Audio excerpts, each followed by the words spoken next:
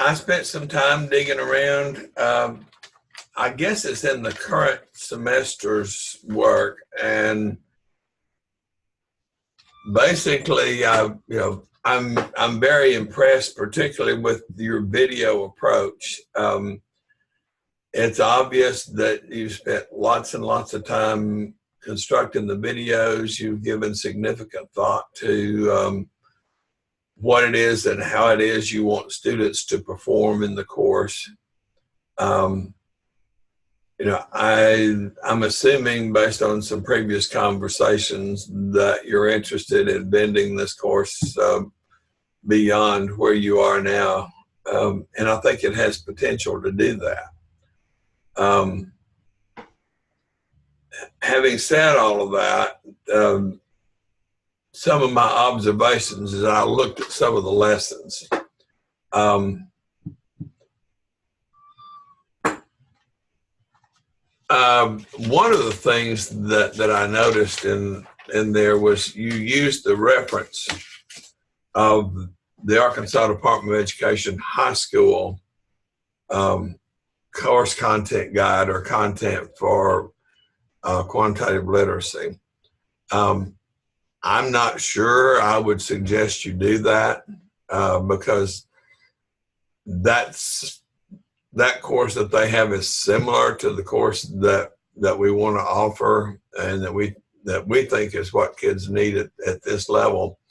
And so I would not want folks to think that this is a rehash of the high school course. Because a lot of the topics are the same and should be the same. What should be different would be the level of difficulty and the level of thinking required in those courses or in this course, as opposed to what you would expect at the high school level. Any chance you remember where I said that? It was in one of your references, or I think it was in the section of references or something. The syllabus references, I see. I think so, yeah. Okay, thank you. Yeah, I'm pretty sure it is in the syllabus reference. My suggestion is, basically I'd take that out. Okay. Also in this, I found the syllabus a little bit difficult to follow. I see what you're trying to do, and after reading through reading and listening to some of the lessons, you designed the syllabus in a format that's very similar to what you're going to do within the lessons. Two things about, or at least my perception of a syllabus, is that the syllabus, first of all, communicates to the student what it is that you're expecting them to do. And I think yours does that. The second thing, though, is that the syllabus communicates to another entity. Now, in Arkansas, since this is in the ACT system, then when you're doing something with this course number and with this course name and so forth, folks around the state are going to know what it is. I'm not sure from the syllabus description that somebody outside of Arkansas evaluating this course for a transfer credit or something like that would have enough information in the syllabus to make a determination of the content of the course.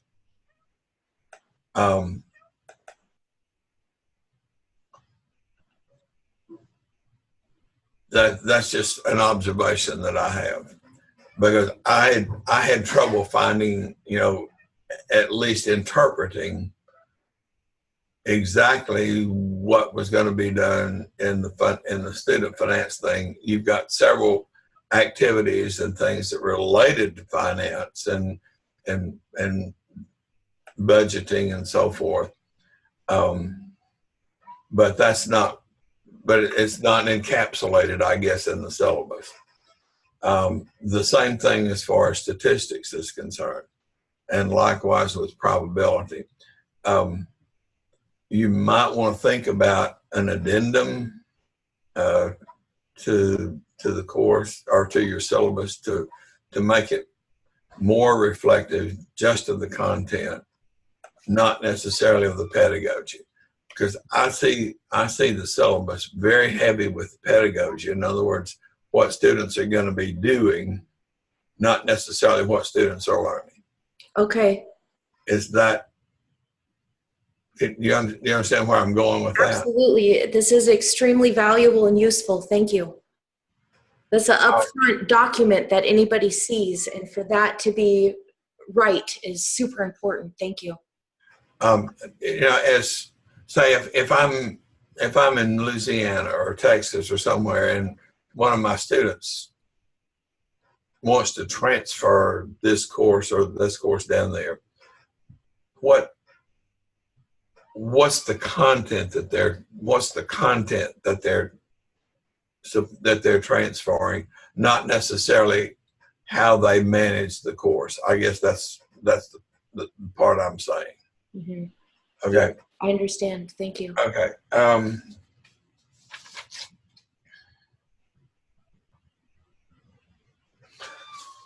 Help me as I look then at some of the lessons. I didn't look at every lesson, but every unit. But I chose particularly 1, 2, and I think 6 or 7, somewhere down in there.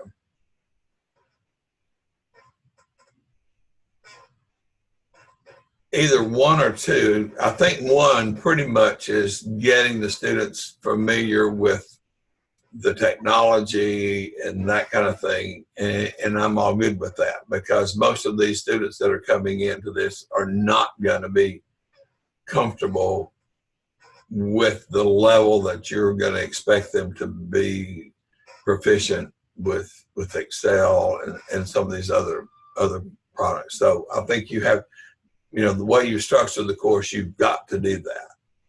This is my first semester. I did that without any assignment in the first week, and I had a much better response.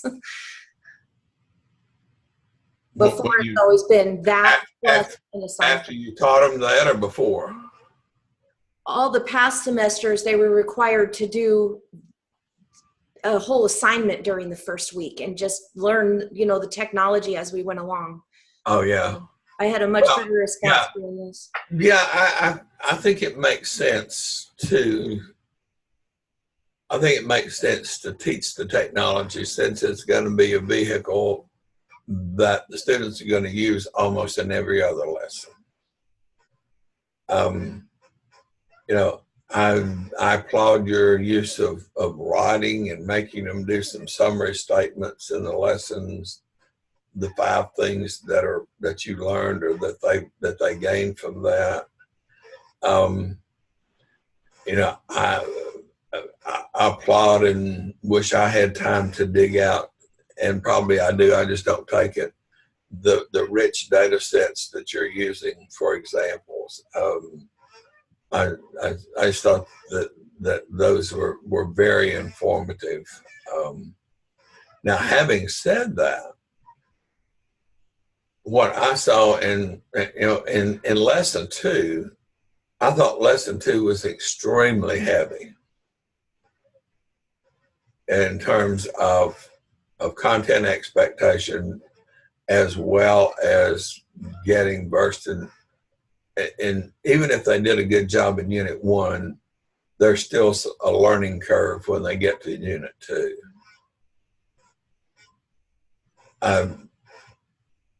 What have you experienced with that?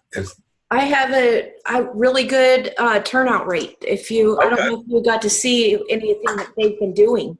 Yeah. But they turned out module 2 really good. And the thing is, you can't even imagine. Up until this is my first semester, I only have 3 modules. They've done this 5 modules every semester. 5 group videos, 5 individual videos, 5 of everything. So I've taken those 5 Excel reports and combined them down to 3, and number 3 is even a little heavier. And number 3, they do, conditional probability and empirical. I was seeing some of that. That brings up another thing that I want to talk about in a little bit. But talk to me a little bit about what I perceived as redundancy, particularly in, say, lesson 2. The bell-shaped curve. When I got down in 5 and 6, because it appeared that you were asking them to do the same thing with just different data sets. Yes, and then in module 3, is that the case? A couple of different things are occurring. I really do want to stress distribution, and then especially so many different fields talk about data distribution and percentages. So this module 3, we're going to look at the z-score and the probabilities, where the true probabilities. Right. So they're prepared, they're curious, they want to know what the heck that bell-shaped curve they've been building. But the reason I really stress that is because so many of them have never, ever even, they've seen it around, but they have no earthly idea what it is. So that's why I really get them in that. And it gives me a chance to use other data sets, the scatter plots and the box and whiskers and the quartiles. It just gives me an opportunity. The opportunity to put it in is there. Yeah. And so are they doing all those things in Excel then? Yes, they start with a blank page and they build all of that. Okay. And another situation that's getting pretty specific, significant. Well, what's the word I'm looking for? High level skill of using that tool. Yes. And they're actually building standard deviation in 3 different ways. So when they finish my course, they don't just know how to do a standard deviation, they completely visualize it and have built it. And then another thing is, up until when they were doing the 5 modules, there was much more. They had to write a 25-sentence essay. I'm going to put the Khan Academy videos back in, but they had to write an essay. They had to write a full script. There was a lot more writing involved, and I took all that out because I didn't find that it was improving, their Excel skills. I wanted to stress the Excel more. Yeah, well, so communication is important, and I have my students write. For example, we've just finished doing a poll on campus for some various things, and they had to write a rough assignment that they turned in yesterday. Take the poll data, and as if you were a reporter for the student newspaper, and write an article about one of the things that we did a poll on. And so I think the writing, the communication is super important. And I think you're getting some of that with having them to do the 5 things that they've learned from the lesson, write 5 sentences about the lesson and so forth.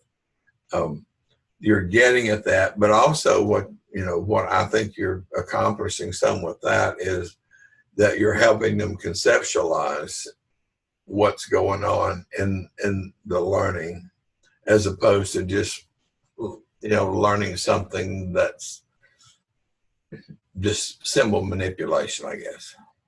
Right. So my goal is to show them that math, they are actually swimming in math. It doesn't just come out of textbooks, but it's here. Right. I'm with that. So I originally thought there was a little bit of redundancy in the type of assignments that they were doing, but I did see how each one stressed a little different and took it maybe one step further or something like that. And also another thing is that these scenarios, this is what I was trying to get at.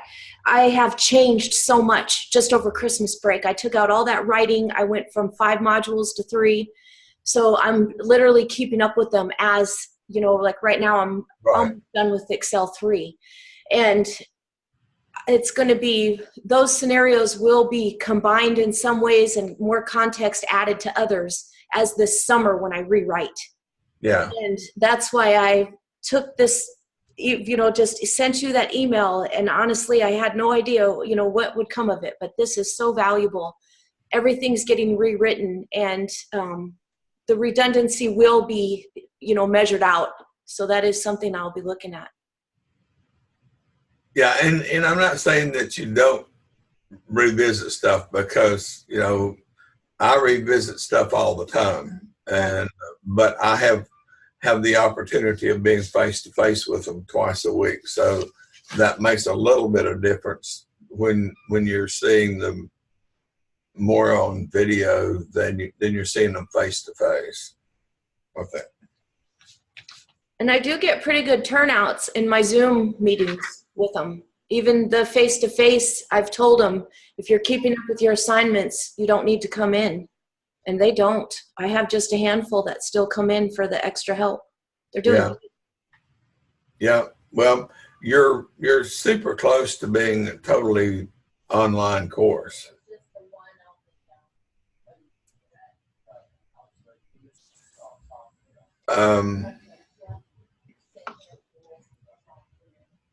I had one question I had written down, and I think you sort of addressed it already, was in the beginning, I'm guessing for this group of students, I know it's true for mine, that just about anything that you do with the technology relating to what we want them to do, like spreadsheets, or in the case, I use the TI-84 a lot in the level that I'm working with, because,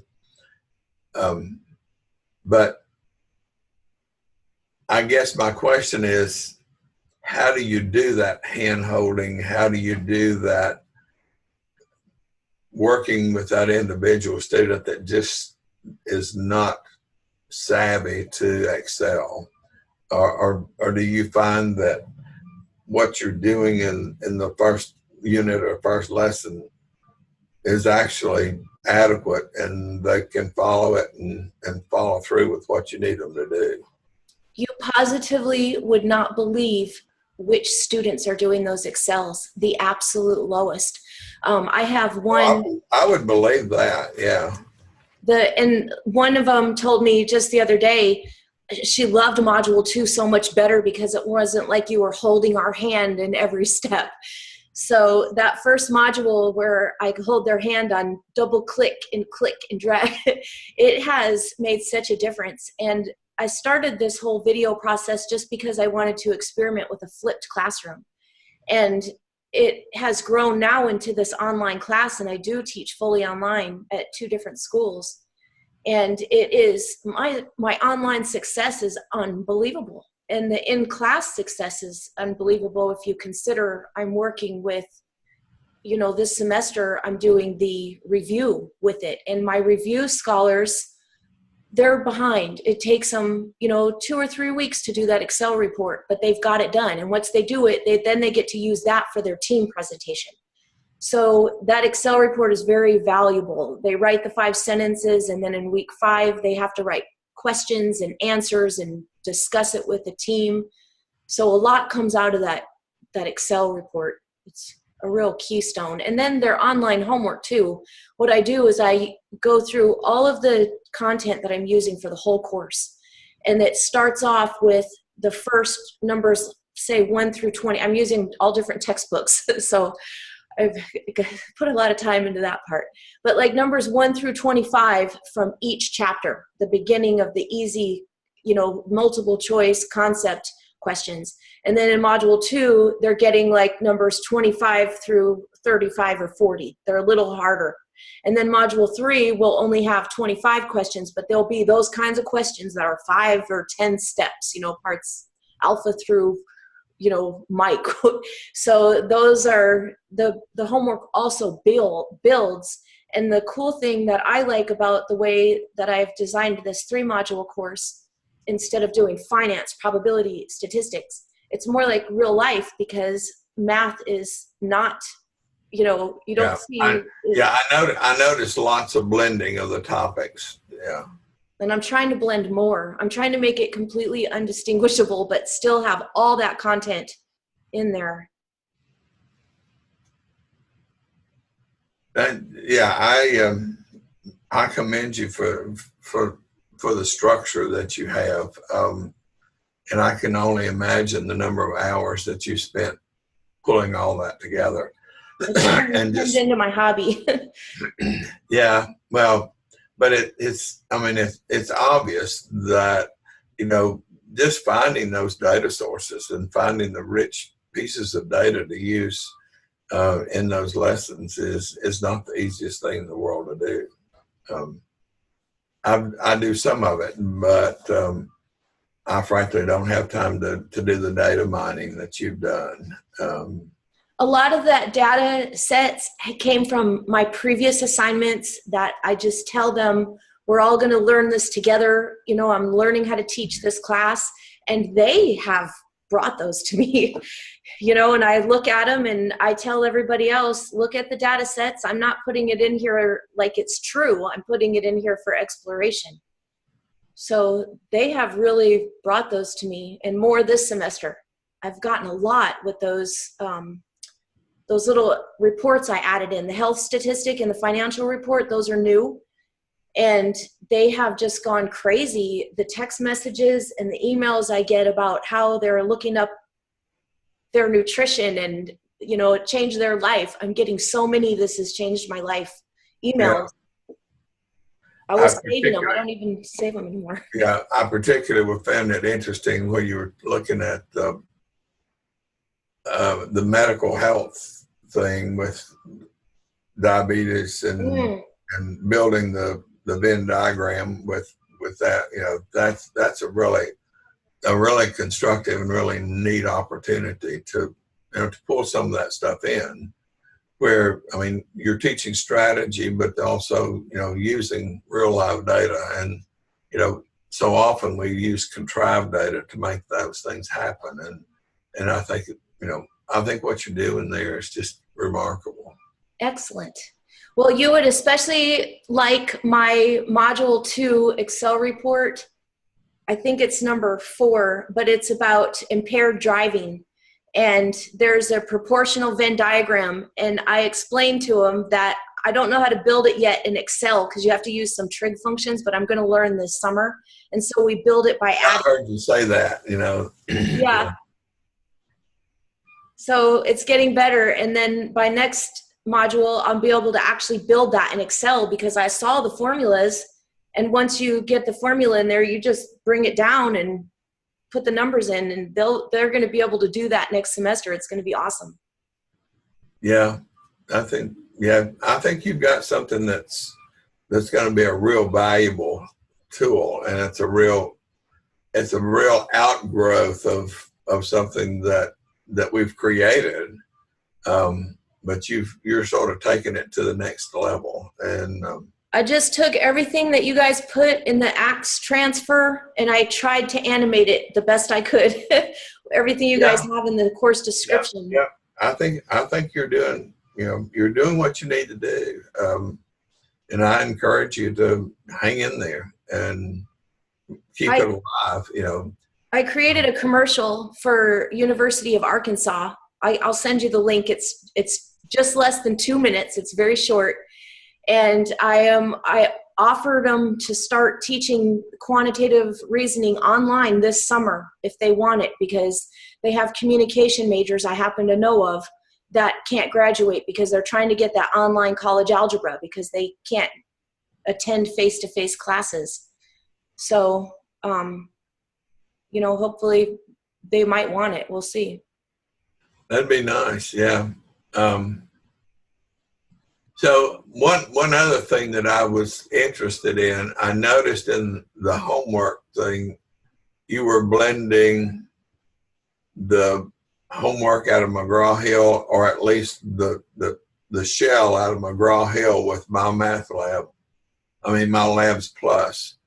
How is that working? What are you doing with that? The syllabus you got is my generic, and I do some editing on that. So I do kind of remember that I put that in that file online. But what happened there, it was a mixture of Connect Math, Dave Sebecki's book for my National Park class, and then it talks about my math lab, which I use for Pulaski Tech. So I'm actually teaching out of 2 different textbooks. And if I get the U of A one, I'll be teaching out of 3 different textbooks. But the way I designed the course, it's not really a problem. No, I can see that.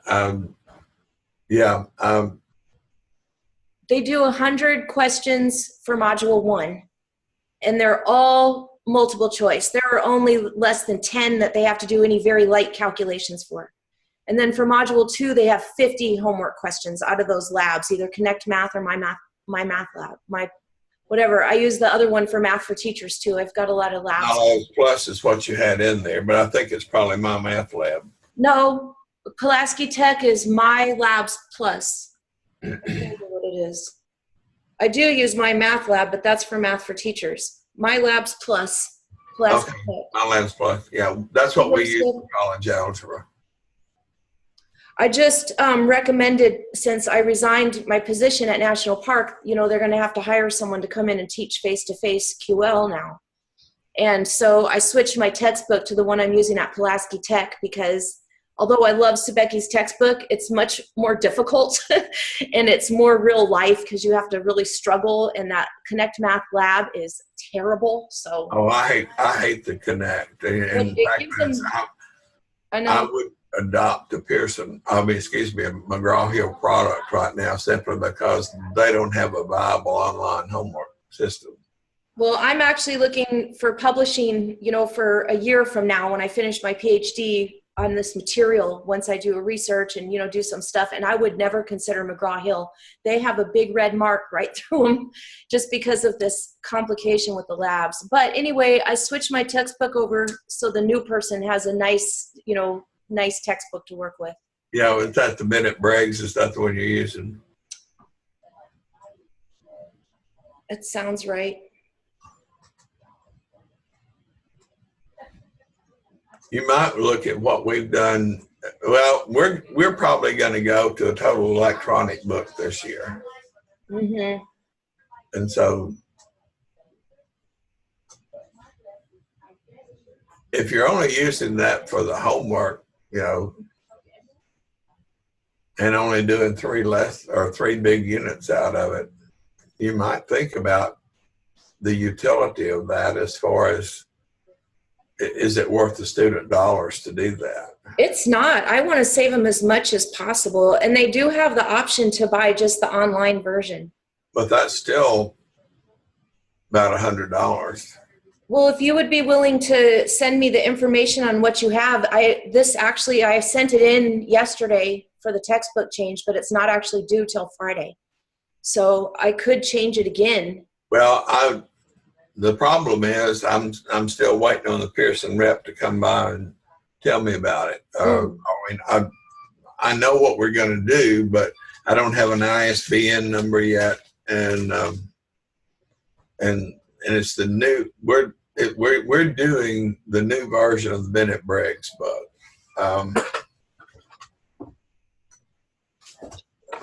It looks like this one. That does look like the one I have. I'm using that book. We have done a custom book for so long because we only use about 4 chapters out of that book.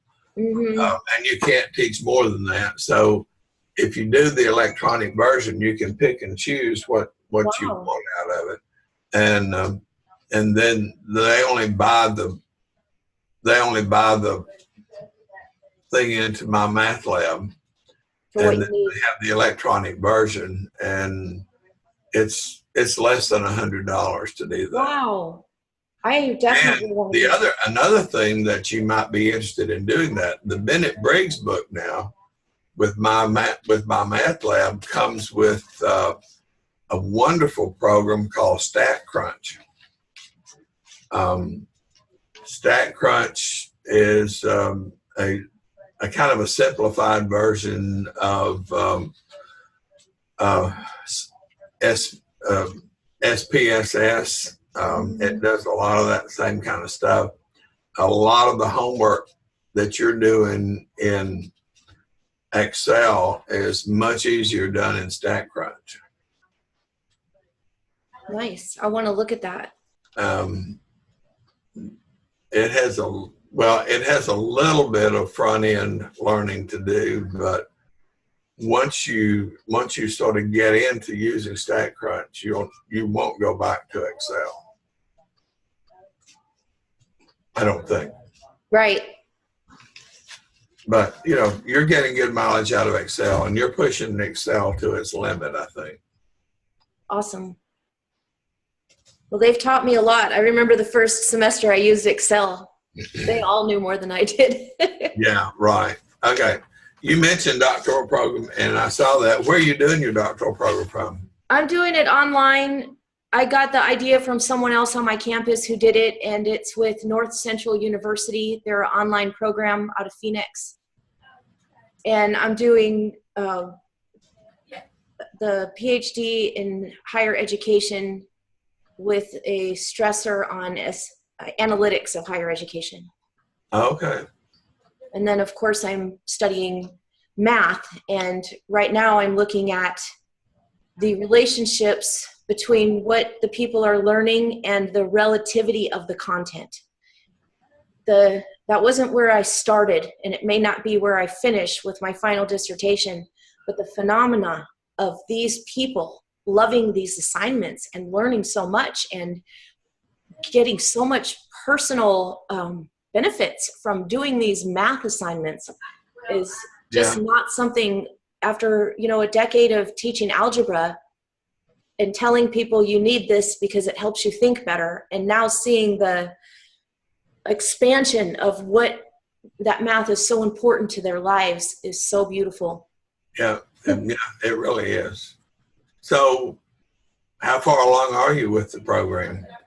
I am 2.5 years in. Or a little over 2 years. I have just over a year left.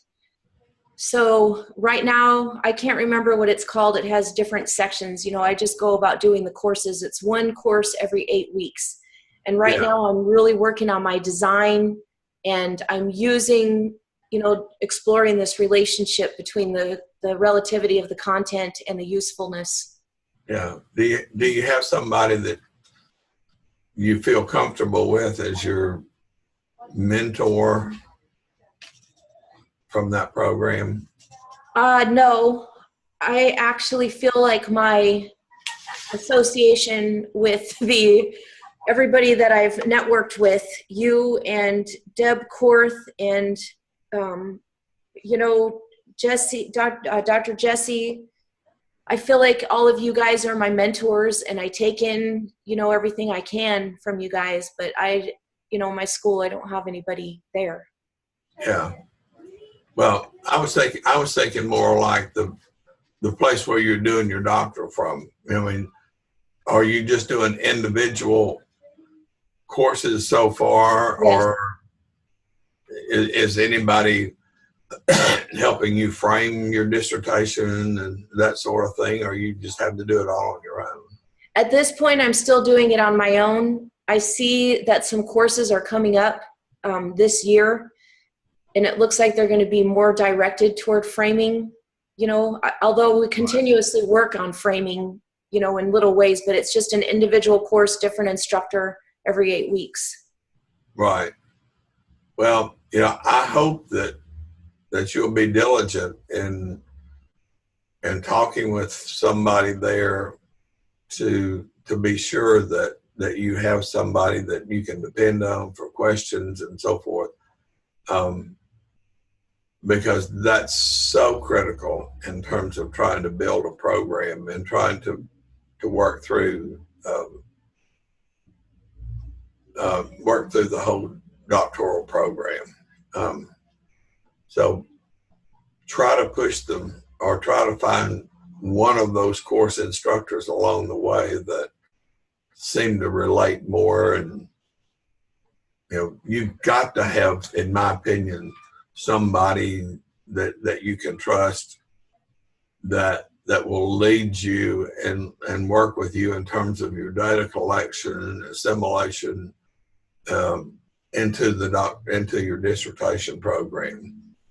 Either that, or if they don't do that, then the program is doing you a disservice. Right. I And will I'm be alarming about that. I'm just stating a fact. Right. Yes, that is very good advice. Thank you. I sure appreciate you taking the time to look through my class the way you did. Wow. Thank you. Well,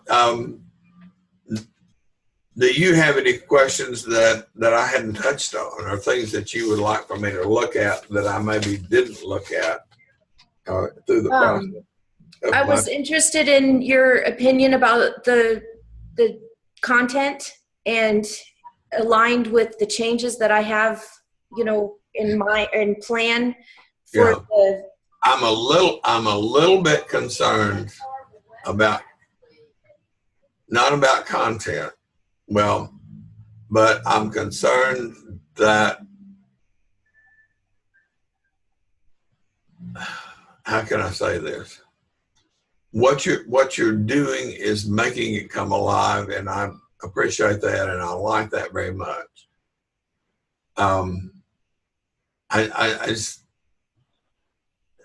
I didn't sense. I mean, I did to some extent, but to me, what I was seeing, the process became more important than the content. Or at least that was my initial impression. In Module 1, it absolutely takes a big piece of the pie. Yeah, and I'm okay with that, but I sensed some of that in Module 2 too.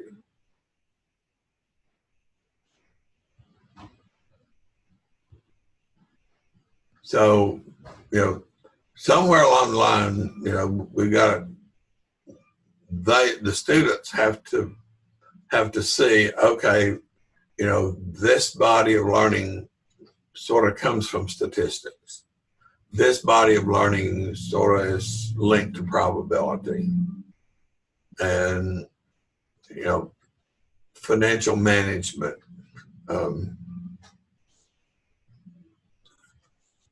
It's there, and it's interwoven with this intricate design that you have put together, and I think that's beautiful.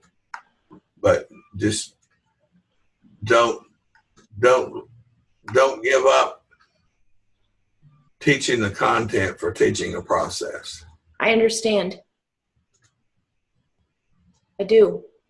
And even on Module 3, I did name the tabs for the assignment more theoretical and empirical probability, and I did put more vocabulary. You get more instruction on that, where you were doing, and you were looking at some simple probabilities, and part of it you were introducing the card playing or something, and looking at the 1/3, and then you come back to 1/7, and then the 1/5. I mean, you did more direct teaching in that little bit about probability than I saw in all the other lessons put together. Okay. I'll definitely work on that. And I know what you mean, and those are the types of things I really want to get in there this summer to make it more dense with the vocabulary content. Because sometimes students working through an exercise without some, here's what you're doing, here's what you're seeing, and here's what we call this, whether it's a discussion of, which measure of central tendency would be most appropriate when you're looking at this set of data, or which one wouldn't be appropriate at all from looking at a set of data. you know, I those are kinds of questions, and maybe those things get developed in your homework questions on my math lab. But I want them to be in my Excel reports too. So I'm definitely going to be working on that. Yeah. Well, I just think that's something that you need to not lose sight of. Yes. And the tightening up that syllabus, I appreciate that very much. I don't know if you got a chance to see the learning objectives. Do you have a big focus on those? We had a huge focus on those. I did see them.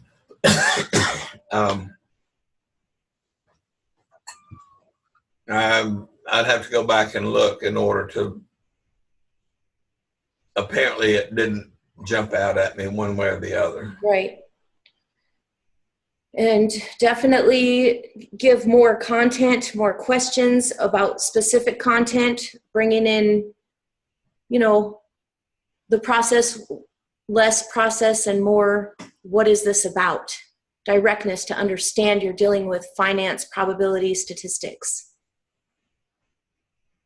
I know in your 5-sentence summaries that you want them to, you know, to summarize what they're saying about the content, but that would be a good place. In other words, where you might tweak that just a little bit, or tweak a little bit, or maybe add one or two things to that to say what statistics concept that we've talked about jumps out at you after having done this lesson. Right. Some open-ended question at the end. Open-ended question, rather than let them make a statement.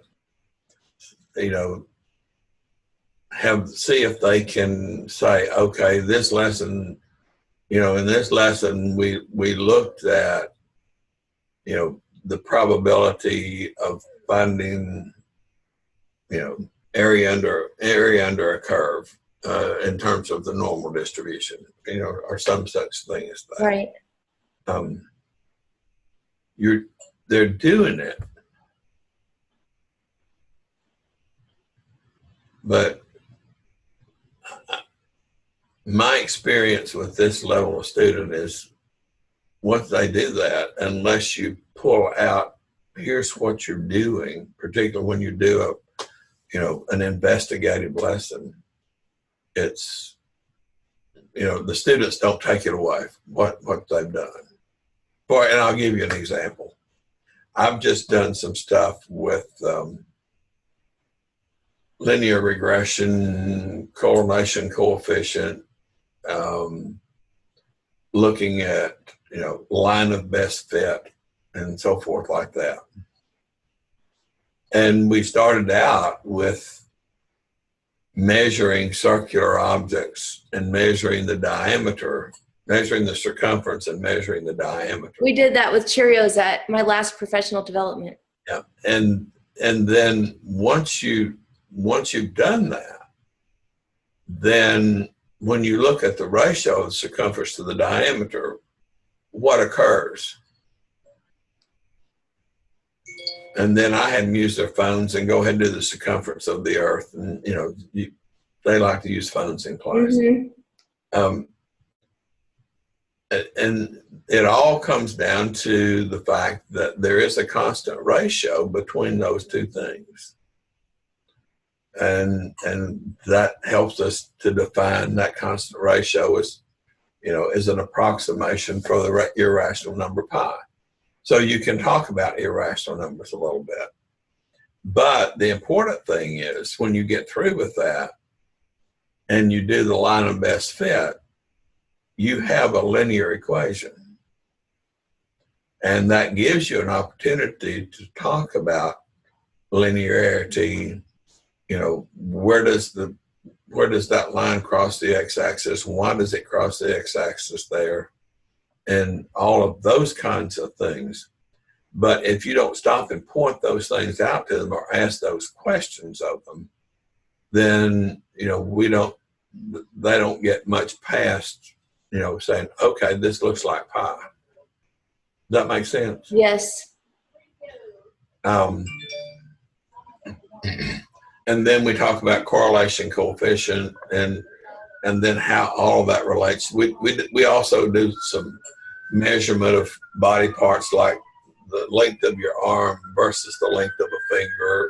You can do wingspan versus height and all of, several different things. And there's a fairly good positive correlation between those kinds of things. Yes. But you can look at that, and then you can talk about ordered pairs and graphing all at the same time. And then you can also begin then to talk about slope and all those components that fit in, that sort of tie the data elements back to the linear functions, back to their algebra and so forth like that. You can actually take that one all the way to tie it into tetrahedrons and the flower of life. Well, yeah. Those ratios. Sure. Yeah. Yeah. So there's all kinds of options there. That's one that I get lots of mileage out of. And it sort of fits.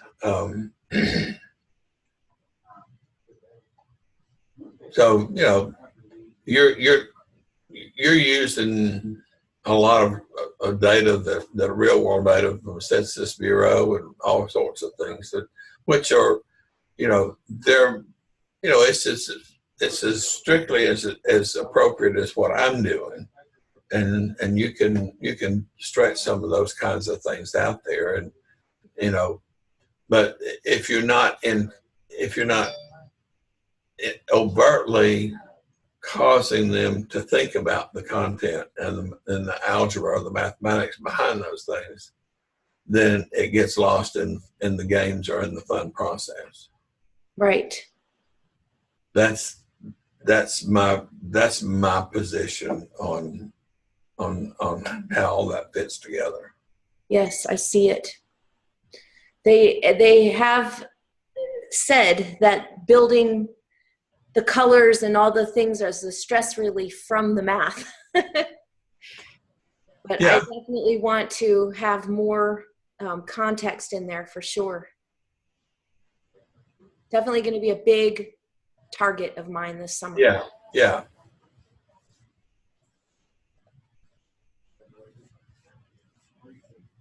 Well, I sure appreciate it.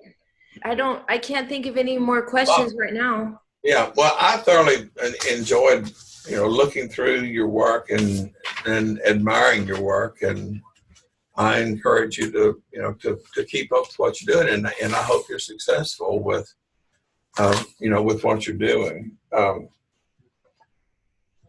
One of the things, since you've, and I think you're really bold stepping out of your comfort zone and the position that you were in at National Park, and and going bold. I commend you for doing that and sort of taking the entrepreneurial stance to doing this. So good luck on Thank you. On your I felt led. I felt very led to do it, so I believe it. Well, now don't miss the opportunity, to work with some of the 2-year schools, because some of the 2-year schools really need help and what they're offering and how they're offering it. So, this might be a real opportunity for those schools to improve what they're doing.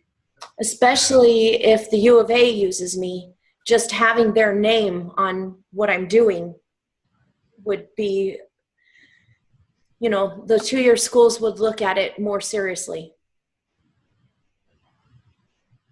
Well, yeah, I don't know exactly how you sell, how you sell that to the 2-year schools, and probably it's based on your personality that I starts can. out. So, but I'd be happy to, to be a reference if you want to do that. Well, I sure appreciate that, Dr. Watson. You don't even know. I'm going to send you just this little commercial I made for the University of Arkansas, and Okay. so you can see how Well, I can sell this. yeah. Well, I mean, are you selling it through the national park, or No. trying to get onto their campus? What arrangement did you work with Tech by being an adjunct with them? Is that how you got it?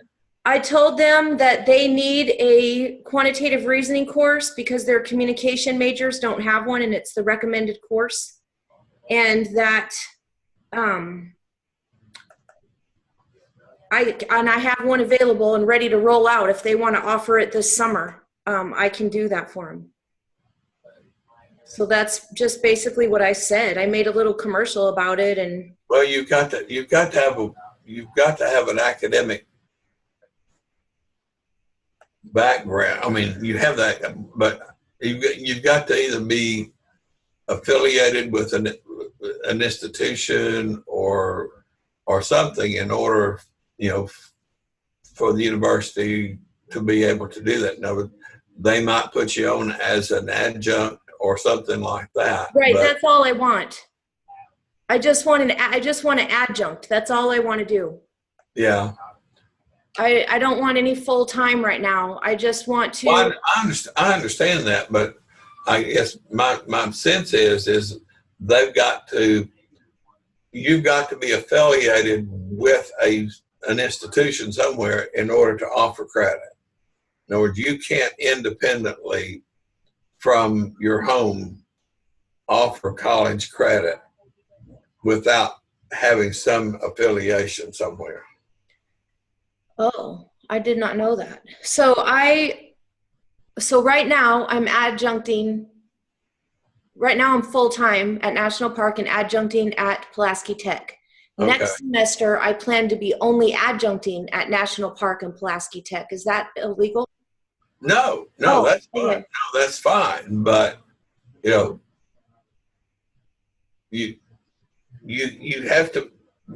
have to maintain a relationship with an institution somewhere. In other words, if Fayetteville decides to do that, they're not going to buy it from you. They're going to buy it from National Park. Either that, or they're going to put you on as an adjunct at Fayetteville. Yes, that's what I'm hoping, is just an adjunct at Fayetteville. That's what I want. But the credit will come through Fayetteville. It won't come. I mean, you understand what I'm saying? Yes, I will just be an adjunct. Yeah, and just be offering a course as an adjunct there. So Right. yeah, and sometimes that's harder to do. I would have said before I spent 15 years at UCA that'd be easy to do, because I adjunct here a lot before I came here. But it's a little more complicated now with finances the way they are and so forth. Mm-hmm. They're probably going to determine that you'd have to have, say, a minimum of 10 or minimum of 15 in order to offer the class and that sort of thing. Well, another good thing about my position, which I didn't put in the letter to them, if they respond. If they don't, I'll send something more. But I'm in a fortunate position right now. If they can pay me out of a fund that they would pay a graduate student to teach a class, I'm willing to take that money. I'm not looking for money. So if they, I understand that, but it's the academic affiliation that's got to happen. right.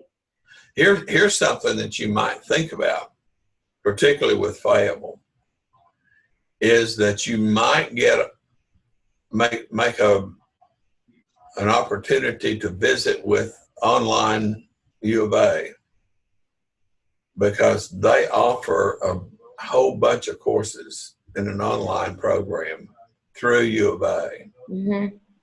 And, that would be the easiest way to do that. You could, get online with them, and, you could offer a course online through that particular program. And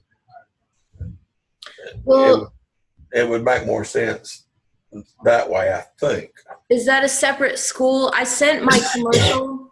It is. Oh, because I sent my commercial to the math department head and the communications department head.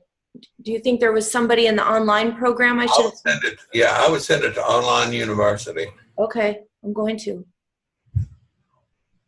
That's who the commercial is actually directed toward. Yeah, I would send it to Online University, yeah.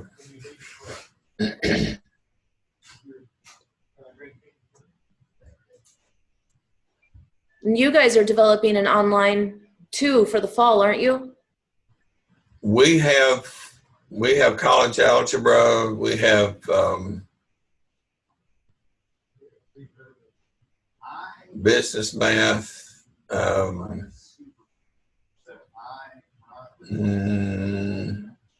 Beginning stat online.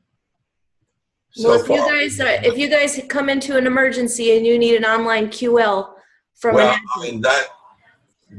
could be an option, because we use adjuncts to teach our online courses. Mm-hmm. Well, I have one ready to roll out, so if you guys are in need, I'm available. Well, let me mention it to the chair and see what he might want to do. Okay. My online course is endorsed by Dr. Watson. Yep. That feels pretty good. Yeah. Well, I'm retiring from full-time university faculty this summer or this spring. So I might still be here in part-time next year, but we'll see. Well, that'll give you a lot of extra time to audit next semester's online QL. Yeah, yeah. Okay, well, I'm Dr. enjoying. Watson, thank you. Unless you have any other questions, we'll sign off, and feel free to holler at me. I do. I feel free to holler at you, and I appreciate it. Thank you so much. You rock. Keep being amazing. Bye, Dr. Watson. Okay, bye-bye.